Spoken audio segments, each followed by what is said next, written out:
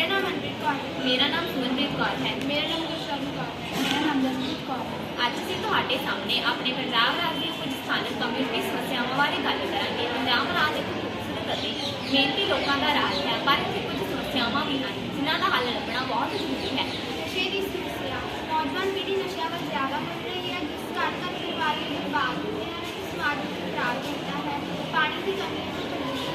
ਪਾਣੀ ਘਟਦਾ ਜਾ ਰਿਹਾ ਹੈ, ਖੇਤਾਂ ਵਿੱਚ ਜ਼ਿਆਦਾ ਕੈਮੀਕਲ ਅਤੇ ਖਾਦਾਂ ਦੀ ਵਰਤੋਂ ਨਾਲ ਪਾਣੀ ਪ੍ਰਦੂਸ਼ਿਤ ਹੋ ਰਿਹਾ ਹੈ। ਕਿਸਾਨਾਂ ਦੇ ਆਰਥਿਕ ਮੁੱਦੇ। ਫਸਲਾਂ ਦੇ ਸਹੀ ਭਾਅ ਨਾ ਮਿਲਣ ਕਰਕੇ ਕਿਸਾਨ ਕਰਜ਼ੇ ਵਿੱਚ ਡੁੱਬ ਰਹੇ ਹਨ, ਜਿਨ੍ਹਾਂ ਕਰਕੇ ਉਹਨਾਂ ਨੂੰ ਆਤਮ ਹੱਤਿਆ ਲਈ ਮਜਬੂਰ ਕੀਤਾ ਜਾਂਦਾ ਹੈ। ਬੇਰੁਜ਼ਗਾਰੀ। ਪੜ੍ਹੇ ਲਿਖੇ ਨੌਜਵਾਨਾਂ ਨੂੰ ਨੌਕਰੀਆਂ ਨਹੀਂ ਮਿਲਦੀਆਂ, ਇਸ ਕਰਕੇ ਉਹ ਵਿਦੇਸ਼ ਜਾਣ ਲਈ ਮਜਬੂਰ ਹੋ ਜਾਂਦੇ ਹਨ ਅਤੇ ਦੇਸ਼ ਵਿੱਚ ਬੇਰੁਜ਼ਗਾਰੀ ਵੱਧਦੀ ਹੈ।